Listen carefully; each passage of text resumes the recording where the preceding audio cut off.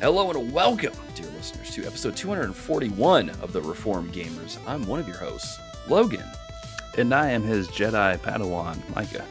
Dude, let's go with that right there out of the gate, man. How crazy is it to be living in this time period in the year of our Lord 2023, where we have a new Star Wars game, Final Fantasy 1 through 6 remastered on Nintendo Switch, PlayStation, Xbox. And then we got Live Alive. We've got Tears of the Kingdom just weeks away at this point, man.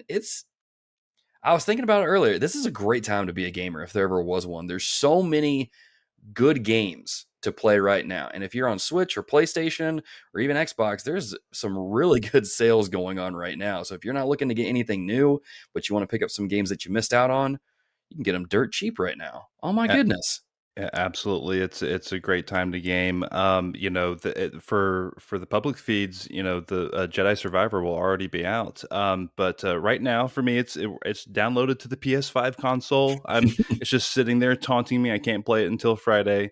Yeah, so excited for this game. I gotta really rush through Fallen Order, or excuse me, Jedi Survivor, just so I can be ready for Tears of the Kingdom, because that's definitely going to be all encompassing, I think. Yep. So absolutely, yeah, absolutely, man. It's exciting, man. I'm loving it. At the same time, I'm like, I picked a terrible time to play Trails to Azure, because now I'm getting even further backlogged on all these games.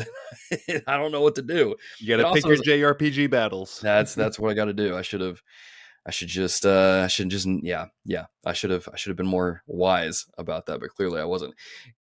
Then again, it's also Square's fault for just dropping all these JRPGs just back. It's Square's fault, 100%. Let's just blame Square. It's all Square Enix's fault, and all their tomfoolery, all their just chicanery that they got going on over there at their studios. But speaking of chicanery, some things that we've got going on over here at TRG. Of course, if you maybe missed it, our clips channel is back. I'm trying to get a clip up there from one of our episodes of our podcast up there on YouTube every Saturday at this point. That's kind of like a good rhythm I've settled into. The last two clips have been getting the views, man. The first one that I put up was my initial thoughts on Trails to Azure. Second one we put up talking about Micah, you were talking about the Nintendo, the Super Switch possibly getting unveiled at the Nintendo Live event in Seattle that's coming up later this year. That one is just popping off. Yeah. So it's getting good, man. And I was sitting there thinking about it. We were talking about that last episode, and I had me wondering, because I saw some little news coming out that Nintendo's looking for an engineer to focus on current and next gen hardware. And I'm like, what if Nintendo unveils this Switch, the Super Switch, so to speak, this summer, and then releases it at the Seattle event? And that's just some crazy launch party. I don't know, man.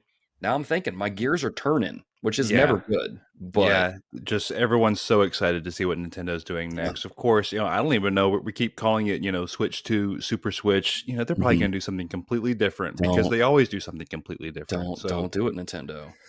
Don't call this the Switch U. Do not call us the Switch U. I will flip a table over if you do that. Don't. That would be hilarious. No, I didn't know where you were going for a second there. That got me real good. I was either going to go with that or the Switch Up, which I would be more okay with a Switch Up, but it's still terrible. Still terrible naming. Yeah, it is. Just go with Super Switch. Come on, Nintendo. I would even take Nintendo Switch Advance, to be completely honest. Just go with old school. I don't know, man. I truly think that we're gonna get something here by fall holiday time. We'll know what the new thing is. I bet you. Yeah, it's gonna be awesome. It's gonna be, like I said, great time to be a gamer. Great time to be a gamer. It's also a great time to be a $5 and up patron supporter over on patreon.com, because we just put up our newest episode of Talk TRG, which is kind of our more laid back conversational podcast. Me and Micah sat down to talk about Xbox woes and disappointments and other things related to that particular topic, just kind of examining Xbox and kind of trying to figure out what's going on over there. And then I brought in the topic of just hobbies or skills that you've always wanted to do or starting to get into. Fun fact about that, man, I made some Italian beef sandwiches the other night. Turned out super good. I Excellent. love slow cookers because they are incredibly low Yeah. maintenance and they're easy to make stuff in, man. So yeah, turned out Really really good. fun conversation over there at Talk TRG. Absolutely. Yeah. Absolutely. So, again, if you are a supporter over on patreon.com, you get access to that at the $5 tier and above. And then at the $1 tier, you get early access to all of our episodes, which means you get extra TRG content. You get a whole pre show that public feeds do not get. So, there's some hijinks that goes on in there from time to time. If you're curious about that, go over to patreon.com. But let's get into the show proper with a little bit of what we're playing. Micah, kick us off, man, with TRG Kids. Yeah, the kids are in a holding pattern right now, waiting for everyone's eagerly anticipating Tears of the Kingdom. So truly, everyone's kind of resting on their usual game. So it's a lot of Minecraft, a lot of Breath of the Wild, kind of just Mm-hmm. in anticipation of like they're kind of like, well, I can't play this game that I'm seeing previews on, but I'll play some Breath of the Wild at least. So they're it's like as close as they can get. So they've been playing a lot of that. And yeah, so nothing really new there. The main thing I wanted to report on, though, as far as the kids go, is we all Emily and I took the whole family and finally saw the Super Mario Brothers movie. Nice. So yeah, we got to see it in theaters, and it was fantastic. I loved it. Awesome. Really, very few complaints. I think some of the things that you've probably already heard, like the plot is kind of whatever, like that's true. But Sure. it's like if Chris Pratt and Charlie Day and Anya Taylor-Joy and Jack Black and all those guys, like if they just it's like if they had like an SNL skit that they just all came up with some really great ideas for scenes and Mm-hmm. then had really great animation on top of it, that's kind of like what it would be. Oh, awesome. It's basically just these like fun scene after cool Easter egg after it's just it, for the longtime Nintendo fans, it's like your senses are it's almost nonstop because you're either it's kind of heart pounding action or there's some Easter eggs being dropped somewhere. Um, it doesn't even need to have a really a great plot or a story, but like just the situations that Mario and all of our heroes find themselves in are just super fun. And I don't even want to kind of call out some of the specific things that they did, but I'll say how they treated Luigi is awesome. What they did with Okay. him. Um, there's some characters you might not necessarily expect to show up. I mean, there's all sorts of stuff, man. Homages, like I said, Easter eggs out the wazoo. So, as far as what the kids thought of it, it was I can't remember our system what we do. It was 2 thumbs up from everyone except Layla. She, Okay. my oldest, my 12-year-old, she only gave it 1 thumbs up, and she said the Mm. Sonic movies are better. So, Whoa. this is the same Whoa. TRG kid, by the way, who said about Dragon Quest 11, it's just like It's Pokemon. like Pokemon, So yeah. this little pre-teenager is getting a little We're about to boot her off the show, man. we are. So, only giving 1 thumbs up to the Mario movie. So, not Yeah. a perfect score from TRG Kids, but everyone really enjoyed it. It was truly it was a great time. Right on, man. So yeah, that's what's been going on there. As far as what I've been playing, pretty brief, nothing new. So I won't belabor it too much. Resident Evil Mhm. 4, still playing this masterpiece. I did my Right on. so you have to do a run where you use handguns and knives only. So I combined Huh. that with my you can't talk to a merchant run. So you have to complete the game Okay. without talking to the merchant a single time. So I did all that in one run, and there's a pretty easy way to do it if you can line up Okay. your stuff. But anyway, that game is Is it still incredible? it's really rising in my Resident Evil stock of like favorite Resident Evil games. I think I told you when I first dove into it, I didn't have a super I had high regard for Resident Evil 4, but I just didn't have a Right. love for it because I only played it like one time. Right. I did enjoy it a lot, but For example, like I would before this replay, I would say I enjoyed Code Veronica more than Resident Evil 4, Yeah. for example. Yeah. But now this game is like right up under Resident Evil 2 remake, I think, for me. Oh, Like wow. Resident Evil 2 remake is my favorite right now Yeah, currently, and I think 4 remake notches right up underneath it. Now I man. am gonna get the platinum for this game at some point. I just don't know when. Yeah. So That's impressive, man. can't say enough things, enough good things about Resident Evil 4. And Yeah, then man. lastly, I'm kind of in a holding pattern too. So the kids are holding out for Tears of the Kingdom. I'm kind of waiting for Jedi Survivor. So just been playing some Tetris Effect on the side. Mm, I so good. started up hard mode, kind of the Oh, journey wow. mode on the difficulty on the hard difficulty setting, Mhm. and that's kicking my butt in a good way. I bet. I bet. It's like okay, like I lost, but I can do that, and I come back and I do better, that kind of thing. So Mhm. that's a really nice challenge. So two masterpieces right there: Resident Evil 4, Yeah. Tetris Effect. So yeah, Absolutely. I was looking through my Switch earlier because I was going through the sales on there because my wife let me know, hey, there's this big the big sale thing going on Switch. And I was like, let me go check. And I went past Tetris Effect and I was like, wait a minute, this says purchase. When did I buy Tetris Effect for my Switch? So I had an itch to go play it. And I just, dude, shout out to Tetris, man. Just a game that you can continue to come back to again and again, and it's still just so stinking good. And I think Tetris Effect is probably my favorite iteration of it just because the bright colors, the visuals, the music is on point. I mean, I it's a love great game. the zone meter in the bottom left corner where you fill up your zone, and then you go into this mode where you start stacking lines together, and they all toss to the Yeah. bottom, and you can Yeah. collect like way more than 4 lines at a time, like Hmm. 10, 12, 16 lines and stuff like that. It gets crazy, but yeah, Yeah. really It's fun definitely game. really cool. Yeah. Shout out to Tetris Effect. So I don't really have much of updates on my games either, man. I am still playing Trails to Azure. I got to Okay, hold on. So, like, yeah, yeah. percentage wise, what percentage are you through this game, you think? Or do you not know? Here's my thing. I don't know, man. I thought I was Okay. close to the end because I started the final chapter, and that was like at 48 hours, and I just crossed the 60-hour mark in this Wow. chapter, and I'm like, dude, this is a beefy chapter. It's Yeah. I almost wish they would have split, and I know where they could have split this chapter up and then done an actual final chapter to go into that to make it feel a little more it would have felt like the pacing would have been a little bit better that way because now it just feels like this really long chapter and I don't necessarily mind it, but at the same time I'm like I've been doing this for a really long time, man. I feel like I need I need something to break this up a little bit, but yeah, anyone that reads Brandon Sanderson is familiar with the Sanderlanche, which is where it's a point in one of Brandon Sanderson's books where it's like an avalanche. Things just start popping off. There's twists, there's turns. I was not How ready for this how game. is the battle system holding up 60 hours in? Is that It's so because good. I feel like with great Oh, RPGs, that should be sort of the draw that almost enriches it as you go s- forward.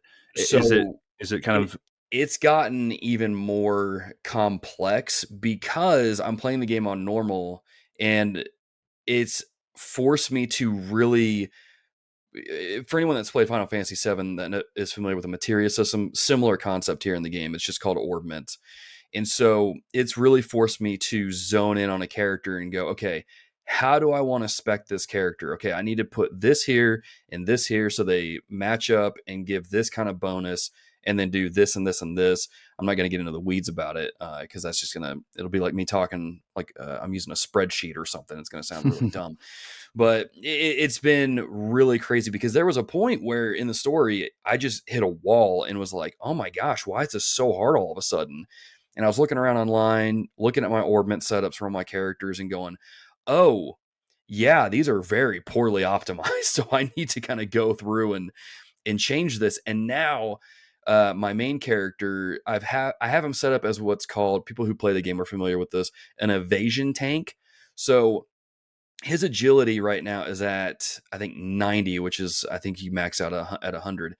He goes into fights and just draws all the enemies into with his main like spin attack, and then everybody tries to attack him, and they just keep missing and missing and missing and missing and missing, and then Oh, he just nice. whacks back with his tonfas, and it's been I'm not gonna lie, it's been hilarious to watch like 10 enemies go after him and they all don't land a hit and he just destroys all of them. And so that's allowed me to free up my casters so there's no attention on them. They can charge up their magic attacks and lay some heavy damage on the enemies that, because they're all grouped up, I can do an AoE attack, like an area attack. It hits like 5 enemies at once, kills them.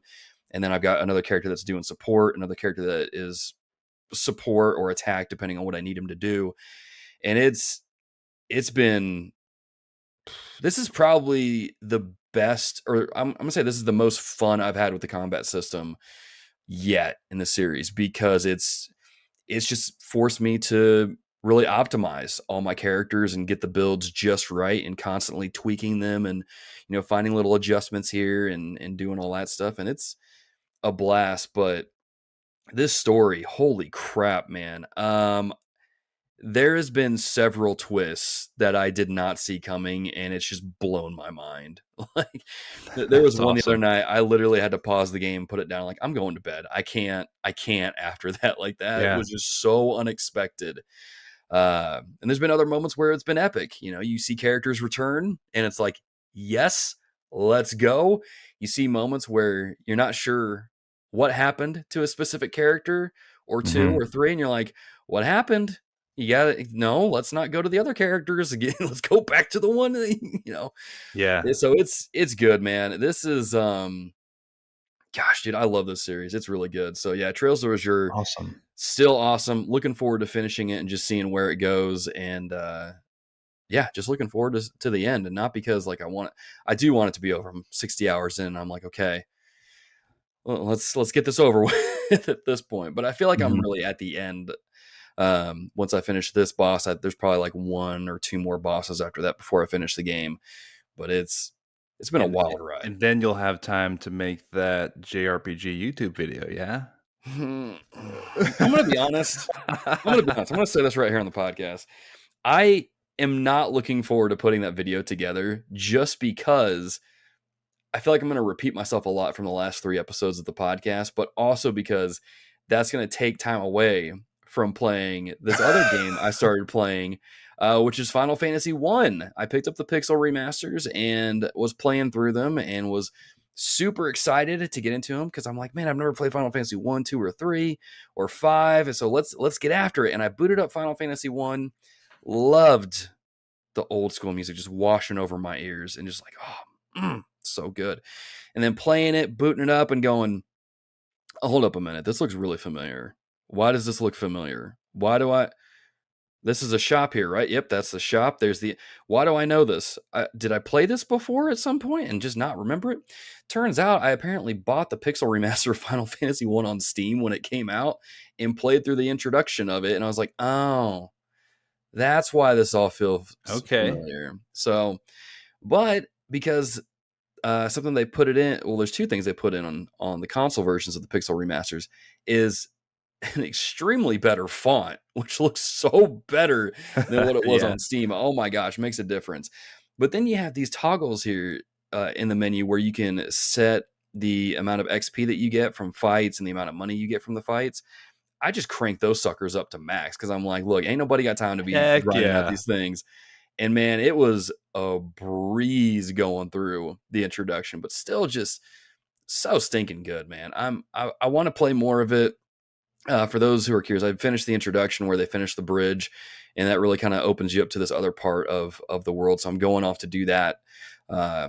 Is where I'm at in the game, and it's just so good, man. I'm super excited. These are on consoles now. I did pick it up on Switch because, let's be honest, I feel like the Switch is the perfect place to, excuse me, is the perfect place to play JRPGs, but also because y'all, that patented poop and play, I'm telling you, it's a game changer, man. I can't bring my PlayStation into the bathroom with me to continue playing my games. I can do that with my Switch. So Now it's been real now, good. have you played Final Fantasy 1 before? I played like the introduction on Steam, Oh, which okay, was but the you haven't Pixel actually remaster. beaten the whole game. Yeah, I haven't beaten the whole game. I've Okay. Where I'm at now on the Switch is where I stopped at on Steam when the Pixel remaster launched there last year, 2 Which years ago. maybe you said this last week or sometime recently, and I forgot, but Mhm. which Mhm. of, like, 1 through 6, which of the retro ones have you beaten? I've beaten 4 and 6. Okay. I Alright. haven't beaten 5. Haven't beaten 1, 2, or 3. I've Yeah. beaten just 4 and 6. Okay. But yeah, I'm really looking forward to getting back into Final Fantasy 4 and playing that again Well, because I heard, I mean, that this one's really short in comparison, right? yeah, it's pretty short, especially with the XP boost and the money boost. I'm anticipating it being even shorter Right. Yeah. than what it was originally. I think I looked on how long to beat, and it said you could beat the game in 20 hours normally, but I'm like, man, with those little modifiers, that's probably going to be cut in half to maybe 10 to 12. I would anticipate, Yeah.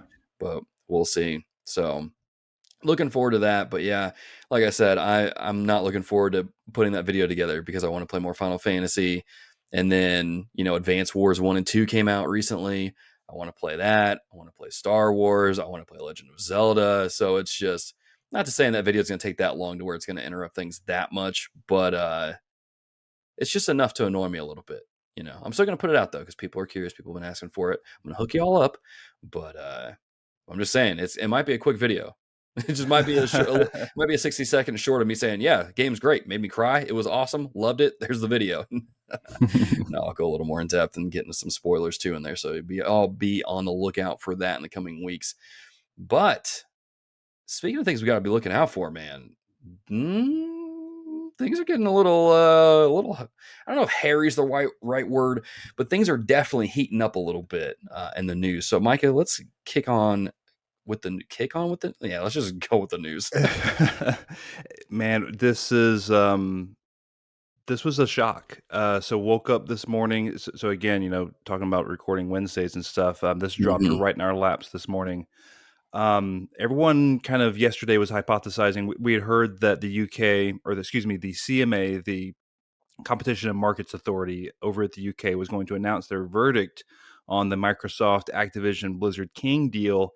And everyone thought it was going to go through. And sure enough, they are moving to block the deal. Yeah. And it's not even over the reasons that you might think. So I'm reading directly from gamesindustry.biz, who's been all over the story. They say the UK's Competition and Markets Authority has announced it's preventing Microsoft's proposed acquisition of Activision Blizzard over concerns the deal would alter the future of the fast-growing cloud gaming market.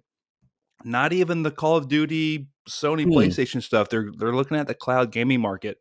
The article continues. In a statement, the CMA said that Microsoft, quote, failed to effectively address the concerns in the cloud gaming sector. Wow. Reacting to the CMA's decision, Microsoft Vice Chair and President Brad Smith said, quote, we remain fully committed to this acquisition and will appeal. The CMA's decision rejects a pragmatic path to address competition concerns and discourages technology innovation and investment in the United Kingdom. So we had thought as fans, as video game prognosticators, that this probably had like an 80-20 kind of chance. Like it's going to go through, 80% chance, maybe even 90-10. Like this is going to go through. And while there's still a chance, certainly this is a major blow to Yeah. their chances, I would say. The FTC already had some things that they were going to bring up, but they're going to look at a little bit down the road. So, Logan, initial reaction on this? I know this is a tired subject, Yeah. but what do you think of this? Well, my initial reaction was I put it in the Discord. I was like, great, now we get to hear about this even longer, but Yeah. even I'll admit because we've been talking about this for a while now. I wasn't really anticipating them blocking this. I thought, when I first saw like, oh, something had come out about this, I was like, oh, they're probably allowing it to go through, but then seeing that they blocked it, I was like, oh, okay. And then the cloud gaming thing was even more of a sidewinder, I guess. It kind of blows my mind a little bit. I'm not really sure because I'm trying to think through like how this would affect cloud gaming, right? And I don't really know how it would, Yeah, of course. but There's a whole, what's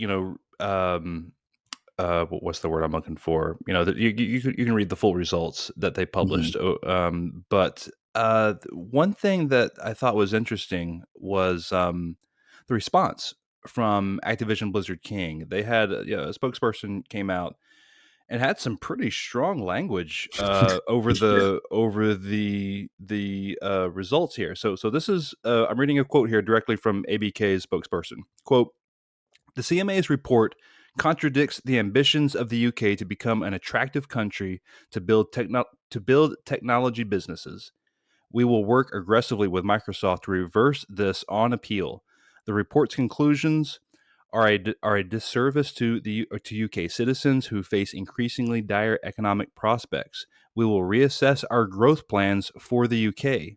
Global innovators, large and small, will take note that despite all its rhetoric, the UK is clearly closed for business." End quote. Gosh. Many listeners know who Richard Hogue is. Rick Hogue, he's like a video games focused lawyer who specializes in mergers and acquisitions specifically.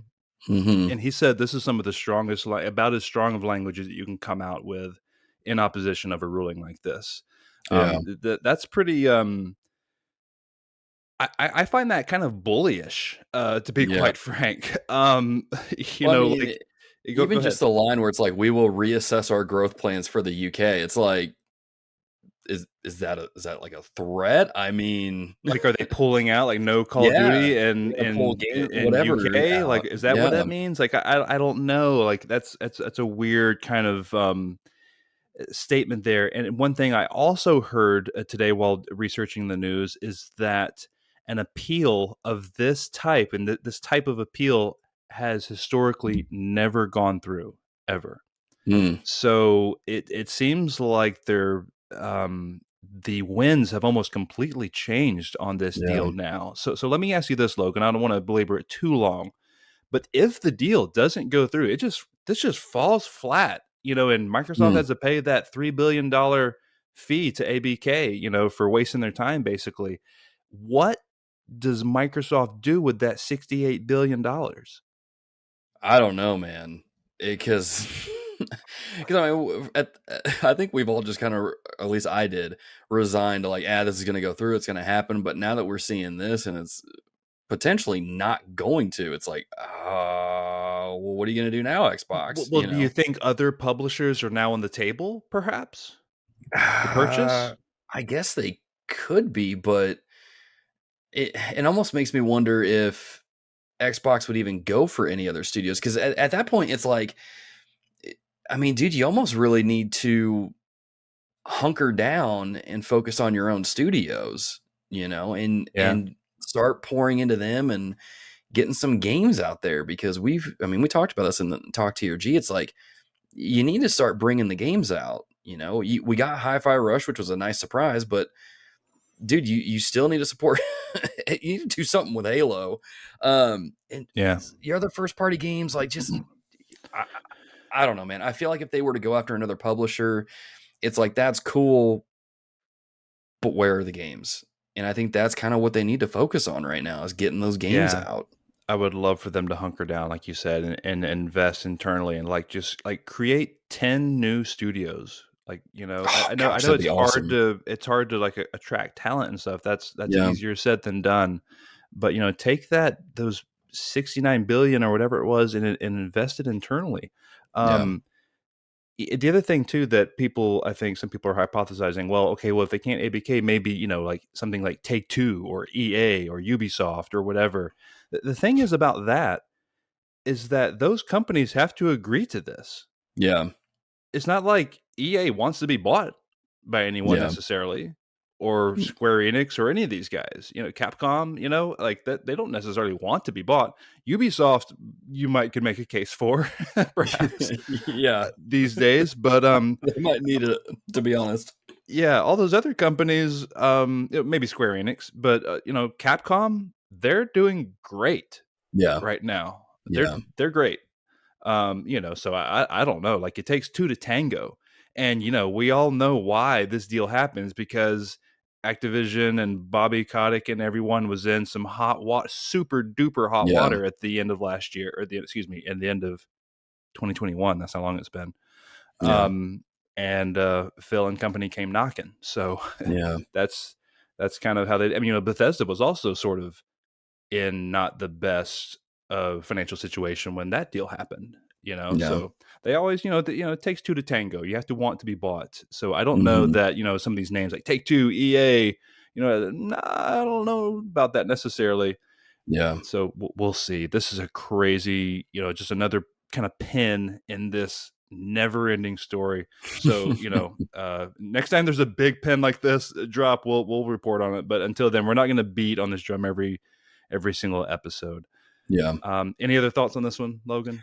No, man, I'm just still kind of surprised, to be honest. But I mean, this is going to be interesting to see kind of what the coming months just give us in regards to the situation here. Yeah, I'm curious, listeners. Write in, sound off in the Discord. Let us know what you think. Like, what do you think Microsoft's going to do if the deal doesn't go through? Where do they turn from here? Maybe we'll All right. finally get Hellblade too. Yeah, that would be neat. Okay, next news story. PlayStation acquires Firewalk Studios. Now, you may say, don't they already own Firewalk Studios? Don't confuse them with Fire Sprite Studios, which they also recently acquired. Mm, And they made the VR Horizon game that I recently played. yeah. Firewalk Studios is a AAA multiplayer team comprised of ex-Bungie talent. Sony has entered an agreement, already had an agreement rolling with this developer back in April of 2021. And I guess they saw enough from this unproven developer to say, hey, let's go ahead and put a ring on it. You're joining PlayStation Studios. So Firewalk Studios becomes, I think, the 20th PlayStation Studios internal studio, I think, something like that. Hmm. And they are focused on a AAA multiplayer game that we don't know is probably going to be one of these live service games that they've Yeah. promised is coming. And, like we said, we got some Bungie pedigree here. In a statement here, real quick, let me read this from, hold on, I got the wrong article up. This is from Herman Holtz. It says Firewalk is home to a remarkably talented team of creatives who have launched some of gaming's most celebrated experience, and they're already hard at work on their first original AAA multiplayer game for PlayStation.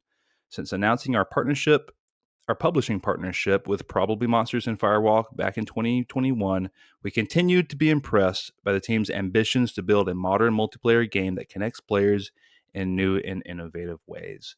So yeah, Herman Holst and the guys over at PlayStation said, "Hey, this is looking pretty darn good enough to in this climate put a ring on it." Like I said, so Hmm. not a wow headline grabbing kind of acquisition, but another studio added to the stable. Any thoughts here? Yeah.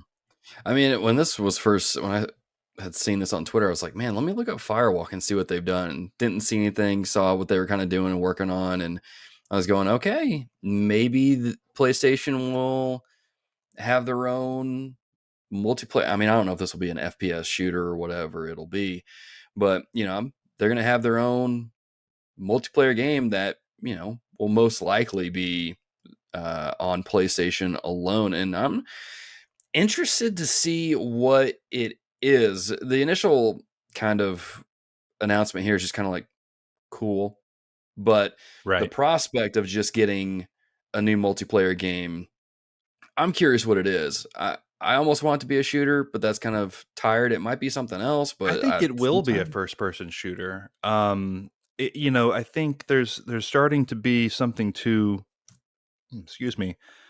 You know, uh, Sony just acquired Bungie, Yeah, and now they're acquiring this team made of ex Bungie people, and it's almost like they're going for something here.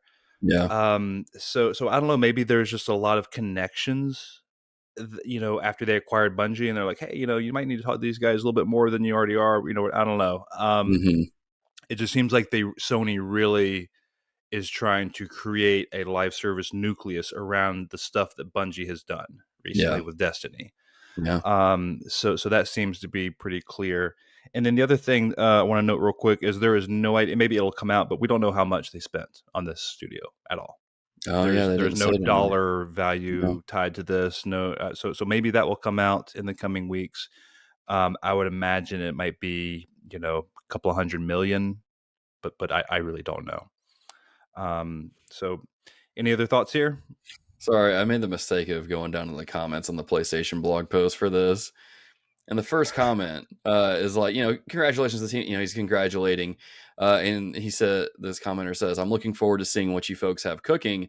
Their first reply to that is, they're a game developing studio, not chefs, dude. They ain't cooking anything. Like, do you not, Cool do story. you not know what this? Y'all on the internet, y'all are wild. Stop it. Yeah. But no, I don't have any other thoughts. I'm Okay. not one way or the other about this. I am definitely going to keep an eye on this though, because I like to dabble in multiplayer games from time to time, and Oh yeah, I'm yeah. curious, I'm curious to see if they come You up did with. bring up a good point. I'm curious to see, like, will this be PlayStation only, or will it be PlayStation Yeah, PC? Will it be everything? yeah, That sort of thing. yeah. That'll be interesting to check on that. Okay, final news story before we get into patron write-ins. Uh, okay, so yeah, words. Okay, the NPD group usually puts out monthly sales data for hardware, top 20 games, all that stuff. They have changed their name to Circana, which is weird and I hate it. And everyone knows, if you follow this stuff, you know who the NPD group is. So it's weird. I feel weird to even say Circana and just start talking about it as if you know what I'm saying. But anyway, Circana Matt was the Biscuit. name of my ska band in high school. Really? No, I'm just kidding, but it sounds Yeah. like it. um, so Matt Piscatella over there, he's the one that runs the show over there. He basically said this past month they released the data for March. He said PlayStation 5 hardware sales are now tracking ahead of PlayStation 4 sales when you align them side by side the first 29 months. Hmm. Meaning that we're sitting here and PS5 is now selling faster than the PS4, even with the hardware constraints. So I know they just said they had a record February last month. And I think their March was outstanding as well.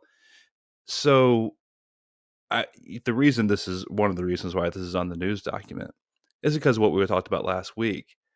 Let the past die. Is it not time, Logan? It's time, dude. What data do they need to see to say, all right, let's stop making these games for the old gen? It's time, dude. We said it last episode. We said it months leading up to that episode. It's time to focus on the PS5. It's It, time to leave the PS4 in the past. In it, terms of, sorry, let me touch on this real quick, because some people saw the title of the episode and was like, but I love my PS4. I'm not saying for y'all to go burn your PS4s in the trash bin out behind your house. I'm saying developers, it's time for them to stop focusing on that and start focusing all their resources on PS5 games, Xbox Series games. So that way the games can be in the best possible state that they can be in.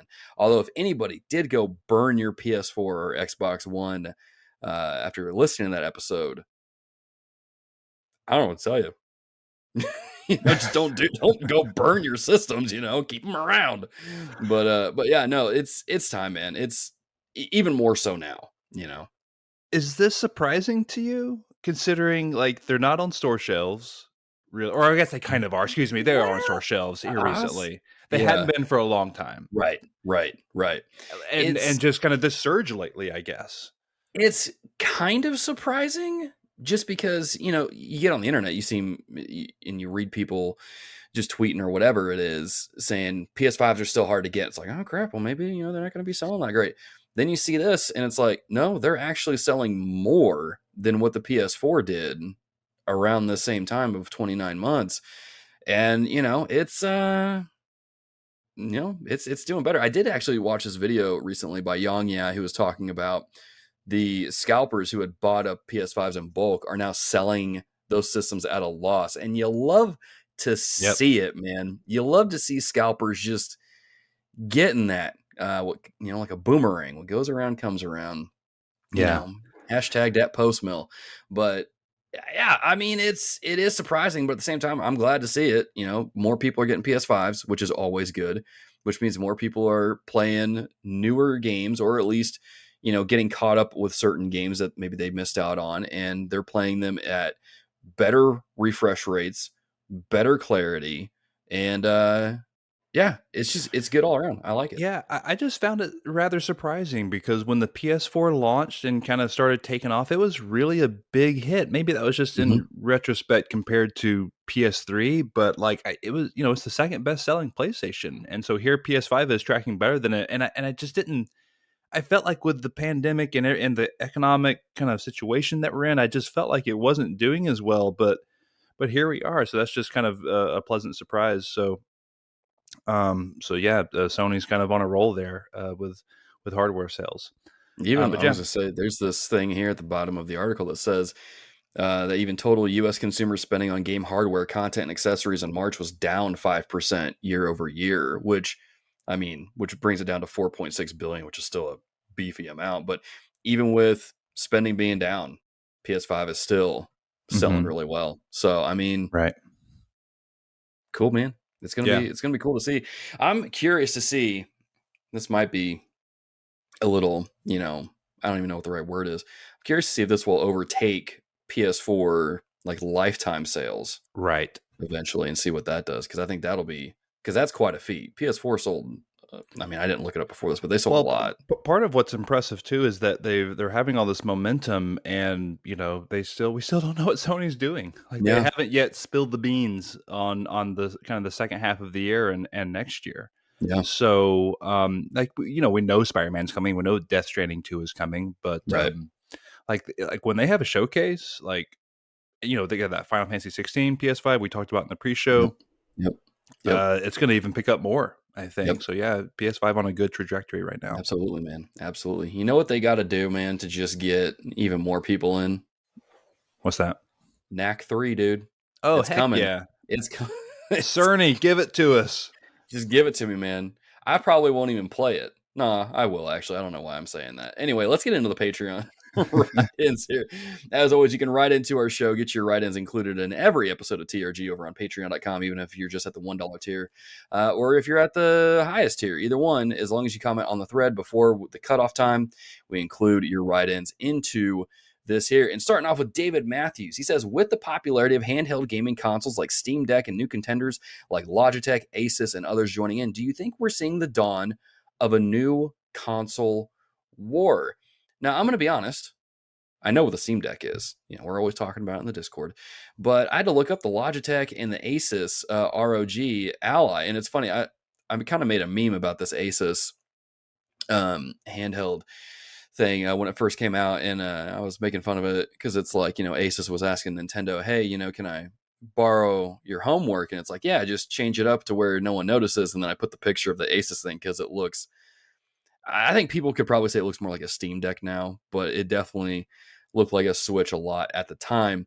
And I'm going to say two things. The first one is I am not well versed enough in this space to say anything definitively. However, I was looking at the Logitech handheld, and it's cloud based, and I don't know. I don't know that cloud gaming is in a spot to really offer any kind of competition at the moment. Part of that is due in part because just the internet infrastructure here in the States is just not where it needs to be. But Stadia managed to pull it off really well. Granted, RIP Stadia. But from what I was hearing from people that had a Stadia and had, not exactly the best internet, they were streaming games just fine and able to play them and not really experiencing any lag to just minimal lag. So I don't, I don't really know, man. I know in Japan they're all about mobile gaming over there. That's their big thing. But I feel like at least here in the States, we're very much rooted into console gaming, and I don't know if this is really going to spark any sort of new console war per se, at least in the mainstream, but definitely within niche groups of gamers. Yeah, I agree with that. It's not going to be any more console worry than like the VR headsets are. Yeah. With like the Oculus Rift and the PSVR and the HTC Vive and all that stuff. Hmm.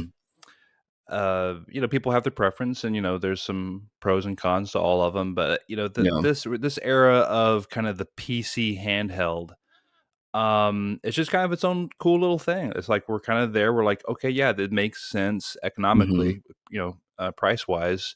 where you can make these Steam Deck like devices like the Asus and stuff. I was looking up the Asus as well and kind of educating myself. It looks pretty slick. Mm-hmm. Um, but yeah, no, I don't think it's going to be some kind of new console war. It's just going to be a nice new kind of a sub market in the gaming Mm-hmm. space that is serving a sector that hasn't had these types of devices before, like these kind of PC like handhelds. Like that's pretty Yeah. cool. So yeah. Yeah. So I think, at least for right now, maybe that's not the case, but give it another 5 years or so, kind of see where the technology goes, how they're supported, and we might be changing our tune a little bit there. And then we'll see how it goes. I definitely, which David, I'm glad you wrote in about this, because now I'm gonna be like, keep an eye on this stuff, because I wasn't even aware. Like, I had seen the Asus one, but hadn't really heard anything new about it. But I didn't know Logitech was making one. So I mean, I'm definitely gonna be keeping an eye on this a little more closely, just because I mean, I love new tech. What if Valve announced Half-Life 3 and said Steam Deck exclusive? Dude. People would be so mad. I think people would be mad, but everybody would be going out and getting a Steam Deck. Exactly. Like it's both. Yeah, that's kind of my point. But I literally had a gut reaction in my head, like after you said that. I was like, I'm buying a Steam Deck, I guess. So right. Talk about a system seller. oh, man, golly, dude, I need to get a Steam Deck. I need to get a Steam Deck, but one of these days. Anyway, dear listeners, let us know. I'm curious to know, some of our listeners, let us know if you're keeping up with this as well. Maybe you can educate me and Micah some on this stuff as well, and get us in the know. See what, let us know what some of the different companies are doing, and we'll go from there, because seems cool. I like it. Next up, Super Llama writes in and says, do you all have any games that you associate with a certain season time of year? For example, with the mostly nice spring weather, I've been craving to revisit my island on Animal Crossing New Horizons, or play Mario Sunshine again. And I'm going to loop in John Hannon's question with this one too, because I feel like they go hand in hand as well. And he asks, are there any games that you return to over and over once every couple years or so? So seasonal gaming, man. Micah, I'm gonna start off with this, and I'm gonna admit right out of the gate, this is a really weird pick for the season. Every single time winter rolls around and we get out of school for Christmas break, I have a hankering to just slay some demons in Doom Eternal. I don't know why. It just happens every year. I get the old Kris Kringle Santa Doomslayer outfit skin on my character, and just go through and destroy demons, chainsawing them left and right, screaming ho ho ho as I do it. And it's a good old time. It's a ridiculous. jolly good time. It's a jolly good time. So I mean, there's that.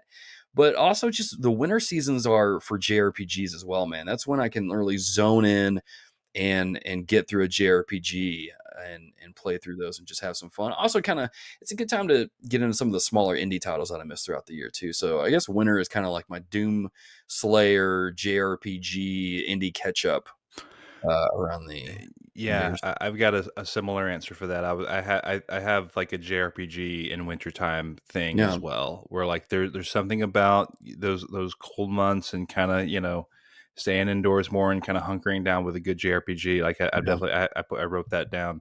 I don't really have any other like seasonal related thoughts other than and this isn't like just the feeling of the game draws me to a season. It's just a fact of like temperature.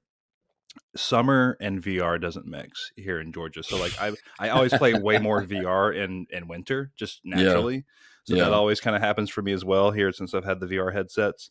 But that's not really like a game drawing thing. To John's question about games that I return to over and over again, Shadow of the Colossus, man, I gotta go back to that one because it's so digestible. You can play it. You can speedrun that really fast in a few hours, probably, maybe under 2. Yeah. But it's a masterpiece and a classic and one of, if not my favorite games of all time. So that and the Metal Gear Solid series, which is my other favorite game of all time. I just recently played 2 and 3 again, and they're just so great, and I love them, and I always go back to that So yeah, Shadow of the Colossus and Metal Gear Solid series for sure. Yeah, man. My last one I'll round out with is like summer is a great time for those bigger games. I really like to play the bigger, beefier games in the summer, which is why like I think it was last summer, maybe it was 2 summers ago. I played through Death Stranding. I played Sekiro because that was a big game. Got the platinum for that. Humble Yeah. brag. But I really like to play through those bigger games. But you know what I really like to do in the summer? I love to revisit the Batman Arkham games in the summer. I don't know what it is about the summer specifically. It's just I like being able to play through them back to back to back in the course of like a month and just have a good time with it. I'm definitely going to be revisiting at least Arkham Knight this summer after I finish Final Fantasy 16. But yeah, I love those Arkham games, man. They just to me they're timeless. I love going back to them and just playing them again and again, and then just cringing a little bit at how I remember where most of the Riddler trophies are in those games, but I can't remember the name of someone I just met, So Yeah.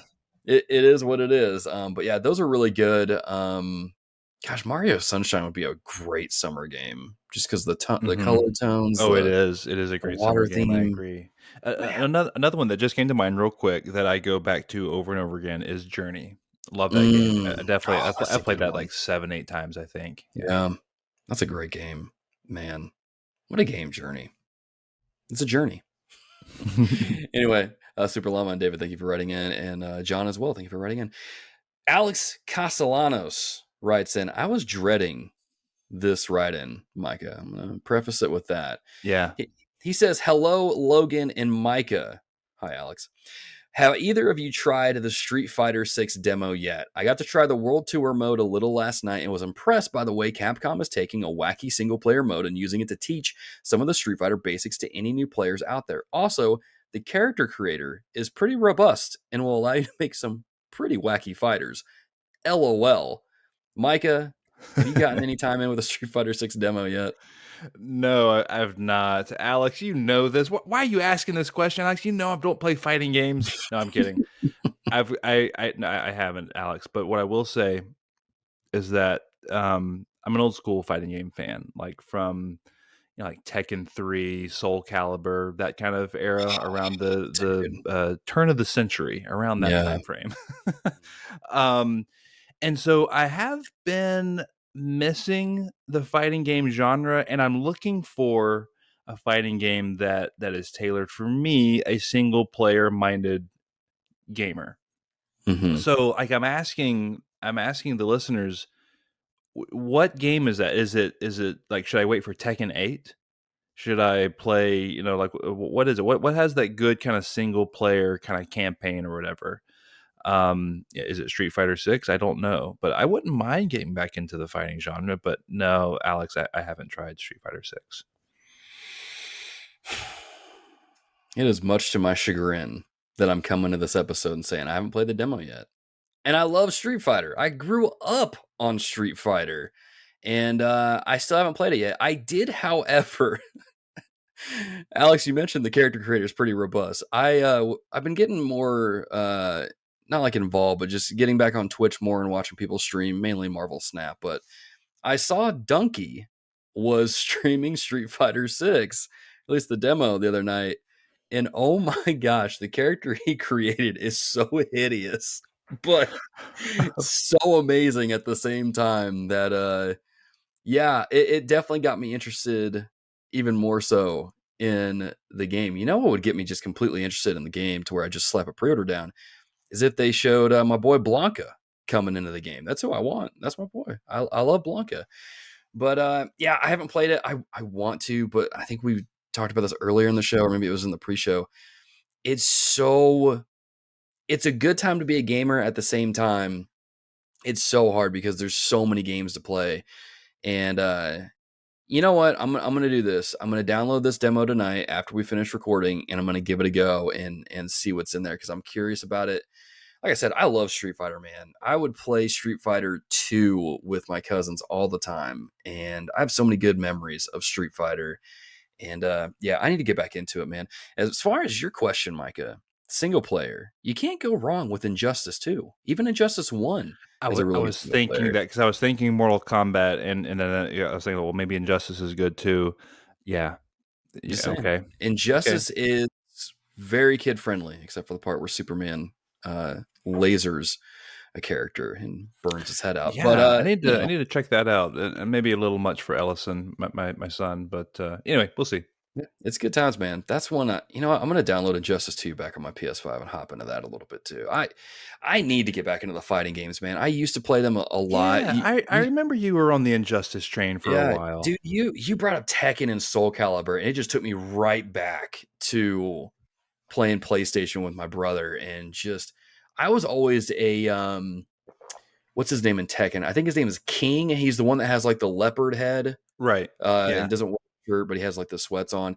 I like that character a lot. And then Yoshimitsu, I think, was Soul Calibur. Maybe he was Tekken. Yoshimitsu was in both. Oh, okay. So yeah, I played as him in both then.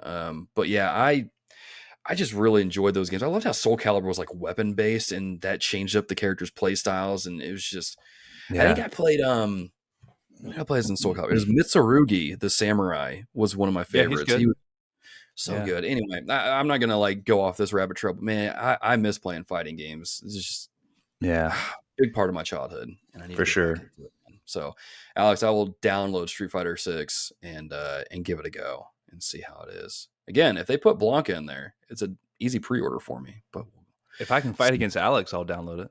hey, there you go, Alex. There's a challenge, man. Throwing it down. I'm gonna commentate though. I'll just watch you guys fight each other. Last write-in coming in from Dorian Taylor. So apparently, IGN got on Nintendo's radar for blatantly breaking NDA on Tears of the Kingdom.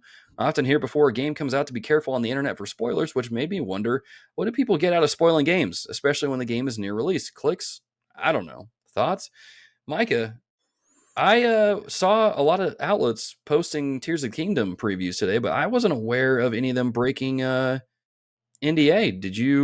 Have you heard anything about that? No, I wasn't sure about this either, but either way, yeah, Dorian, you gotta let us know what IGN did there. I wasn't sure about that. If you're talking about Mhm. the previews that came out today, it seemed like they were all legit. But anywho, spoilers on the internet. Mm. This is definitely becoming more and more of a thing. Yep. I've definitely been spoiled for something that I was highly anticipating Mhm. personally, and Mhm. Mhm. it got spoiled, and that sucked.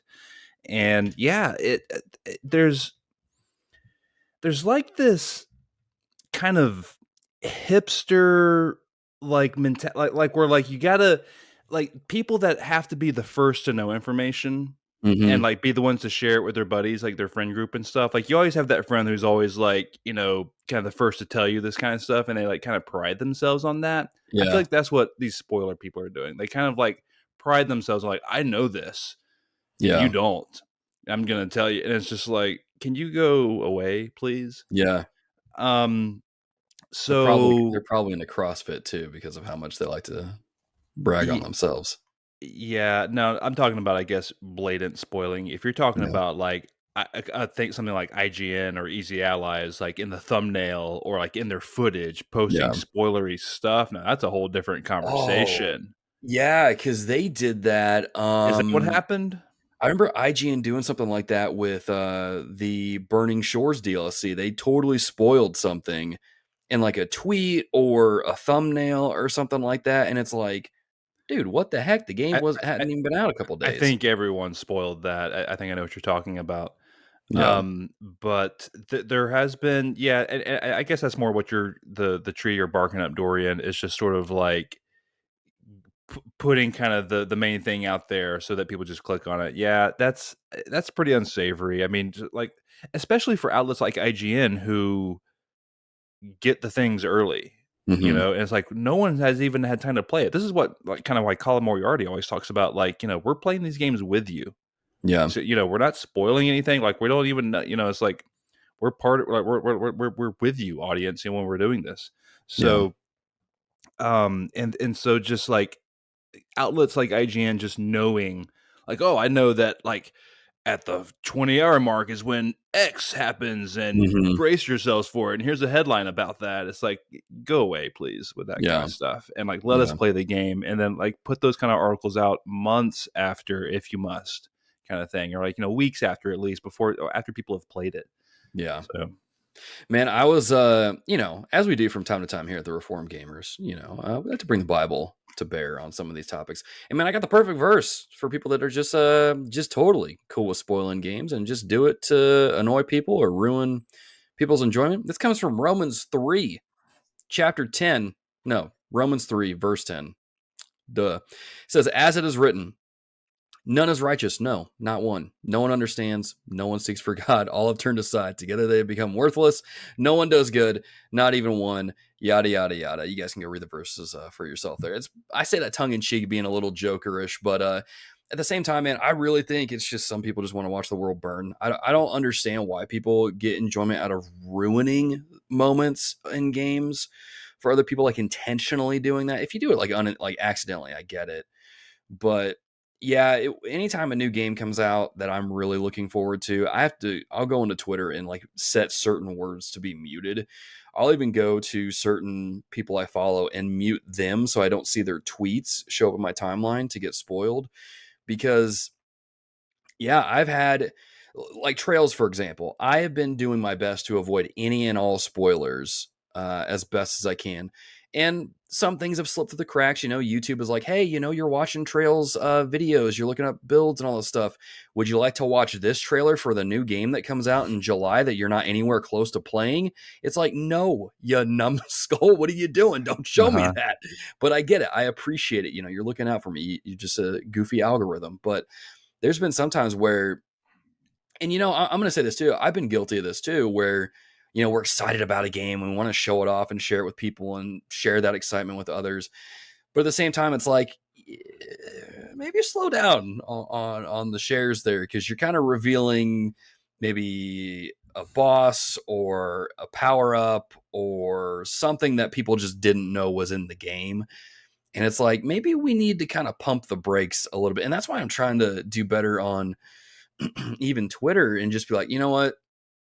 I'm gonna at this point in the game, I'm not gonna share anything beyond this. I'll talk very vaguely, like I do on the podcast about Trails, and say things are happening, people are doing things, and there's stuff, and that's about as far as I'm gonna go.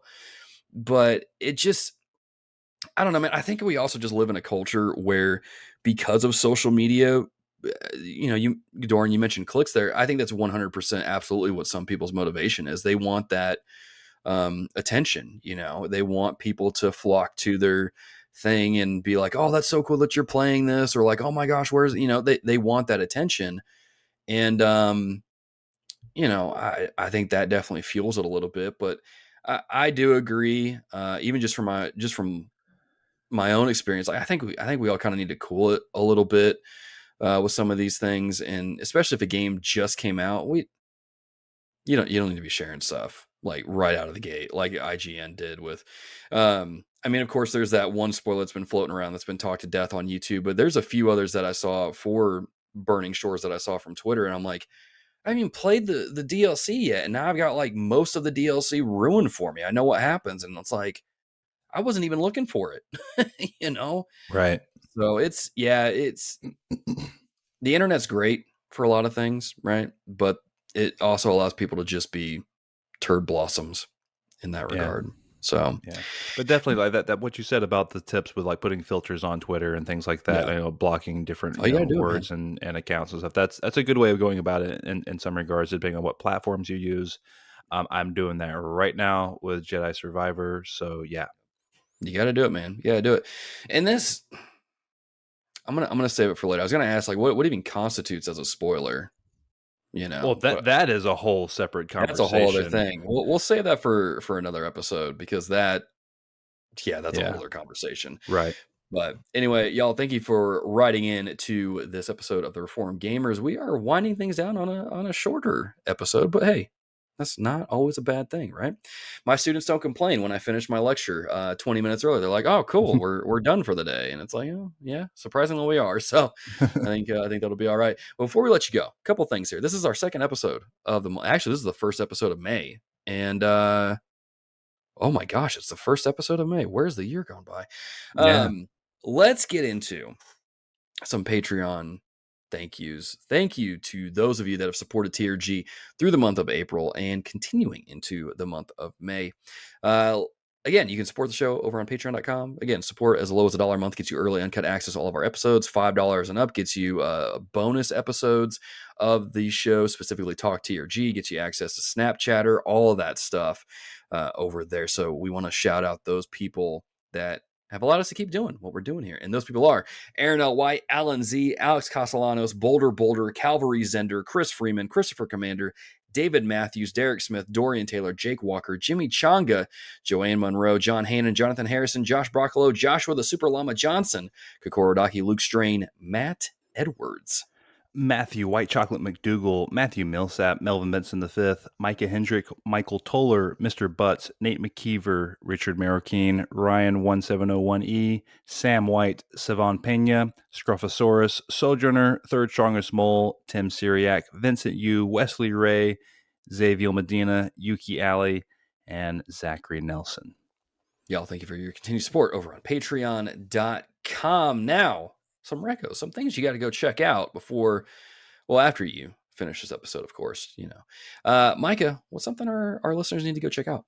I think I said it earlier in the show proper. I can't remember if it was the pre-show or in the show, but I mentioned the YouTube channel Skill Up. Yeah. This guy is language warning, by the way. He will curse a little bit, but man, his stuff is just the best. I was watching his previews for Tears of the Kingdom today, and it's the best one I saw out of all those big outlets. You know, Game Informer, GameSpot, IGN. His was the best. Skill Up. You probably know this guy. You may have seen his icon, floating around, but fantastic YouTuber. Just he knows his stuff. He's got great opinions.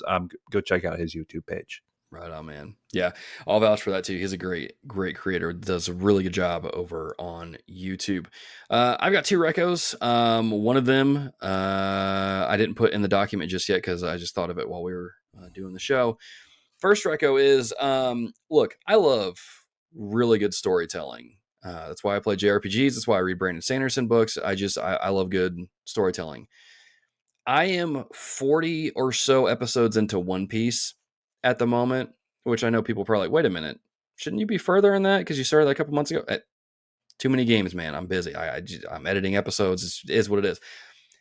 When I tell you this show made me bawl like a baby during one episode. Those of you that know who Arlong is and that whole arc with Nami, you know what happens there. Nami's backstory, I'm not gonna lie, made me cry like a baby one night, and I was like, I can't do this right now. I was not expecting this. You look at One Piece and you think it's gonna be a goofy, just action anime like Naruto. No, it knows how to write characters and when to get serious, and it threads that needle so well, man. It's quickly becoming one of my favorite shows. Okay. And I recommend it. And hundreds of episodes, right? To oh, go through? Man, they're in the thousands now. Thousands, So. I'm about to say, yeah. Oh, boy. So 40 of 1,200 Yeah, down. I told my wife, like, I'm never going to finish this show, but it's the journey that counts. And, man, it's a ride. It is a ride, one that I'm enjoying being on. Patron of the show, Alex, actually is way further along than I am. And our editor, Skinner, former editor, Skinner, I think he's all caught up, actually. So, which actually, fun fact, just for those two, I don't know if anyone else is going to care about this. I saw the One Piece game was on sale, and I'm like, yes, please. All so right. That's going to be waiting for me to play eventually. Add it to the library. Yep, add it to the library. That's what I'm doing, building my library. My second reco is, Micah mentioned Skill Up. I'm going to mention another one.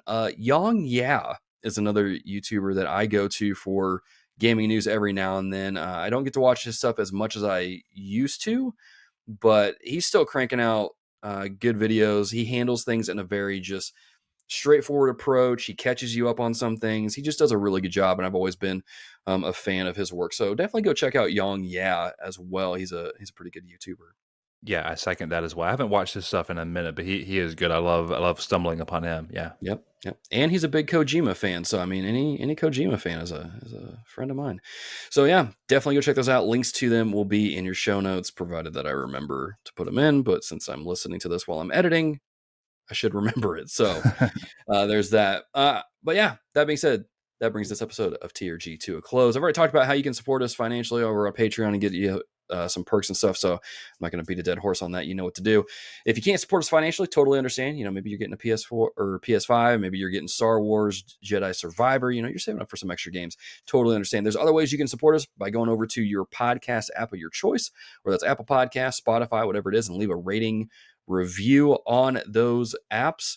You can also go to youtube.com/thereformedgamer, subscribe to the channel, like the videos, comment down below what you're playing. Let us know what you're playing or what you think of any of the topics we discussed up above in the episode, and consider sharing the episodes as well. Maybe you got some friends that are into gaming. You're like, hey, you should listen to these guys instead of Kind of Funny or whoever it is you listen to. Listen to these guys instead. They're better. You can also go to our website as well, thereformedgamers.com, for show notes and more. You can follow us on Twitter. You can join our Discord. You can play me in Marvel Snap. I don't know. There's probably other things that I'm forgetting here, but there will be links in the show notes for you to go check out. But with that being said, episode 241 of The Reformed Gamers comes to a close, man. We're getting closer to episode 250. You don't want to miss it. With that being said, though, be a dear, keep it locked here, and we'll see you in the next episode. Thank you for listening to TRG. This show is fully supported over on patreon.com by our dear listeners. The following are our supporters at the producer level or higher, and we are thankful for their continued support that allows us to continue doing what we do here at TRG. Those people are Wesley Ray, Mr. Butts, David Matthews, Richard Marroquin, and Alan Z. Thank you again for your continued support over on patreon.com, where you can pledge your support to the show and get early uncut access to all of our episodes, behind the scenes, and more. Thank you for listening, and until next time, be a dear, keep it locked here. We'll see you in the next episode.